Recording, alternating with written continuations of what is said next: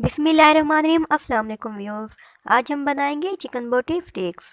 ये बहुत ही आसान रेसिपी है और टेस्टी भी बहुत बनती है।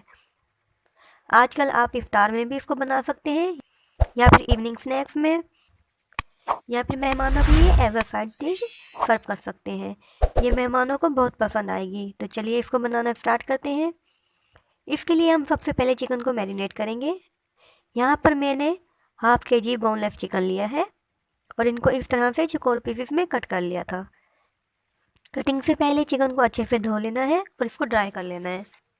अब मैं इसमें डालूँगी हाफ़ टी स्पून काली मिर्च पाउडर, हाफ़ टी स्पून ज़ीरा पाउडर, 1/4 टीस्पून सफ़ेद मिर्च, हाफ़ टी स्पून नमक, 1 पिंच टाटरी, 1/4 teaspoon baking soda, half tablespoon लाल मिर्च powder, half tablespoon tikka masala, half tablespoon सिरका, half tablespoon soya sauce और ये 1 टेबल स्पून कुटी हुई हरी मिर्च का पेस्ट हम शामिल करेंगे और ये 1 टेबल स्पून लहसुन अदरक का पेस्ट हम इसमें शामिल करेंगे। और अब हम 2 नींबू का रस इसमें शामिल कर देंगे।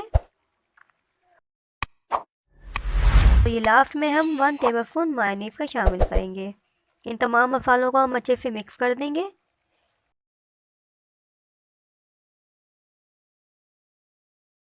इनको मिक्स करने के बाद चिकन को आधे घंटे के लिए फ्रिज में रख देंगे।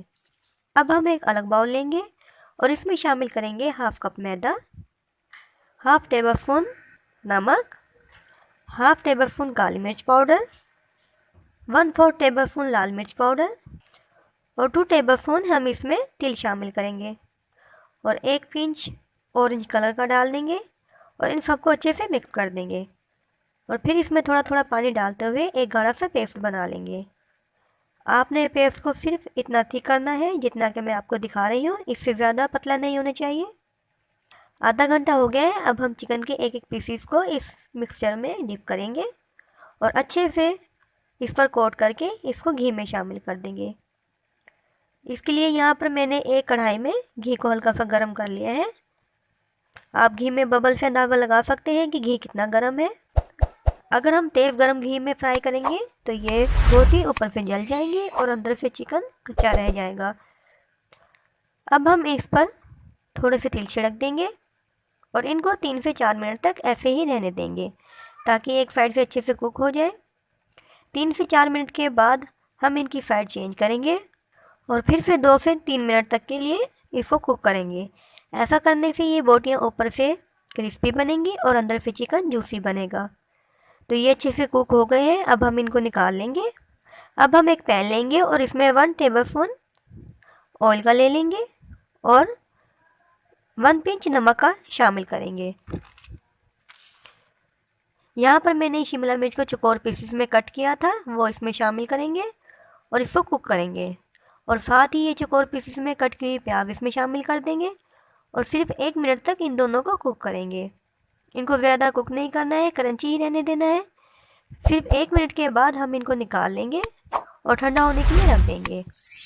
तो देखिए यहाँ पर हमारी तमाम चीज़ें तैयार हो गई हैं। अब हम इनको स्टिक्स में डालेंगे इस तरीके से।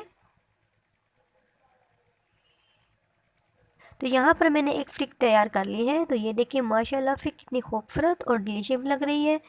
ये खाने में भी बहुत ही मज़े की लगती है। इसी तरह से मैं यहाँ पर दूसरी स्टिक भी तैयार कर लूँगी। तो ये देखिए माशाल्लाह से अंदर से भी कितनी जूसी बनी है। आप भी इस रेसिपी को ज़रूर ट्राई कीजिएगा और कमेंट में बताइएगा कि आपको मेरी रेसिपी कैसी लगी। अगर पसंद आए तो मेरे चैनल को ज़रूर सब्सक्राइब कीजिएगा। मिलते हैं अगली वीडियो में एक और नई रेसिपी के साथ। अपना बहुत सारा ख्याल रखिएगा। अल्लाह हाफिज़।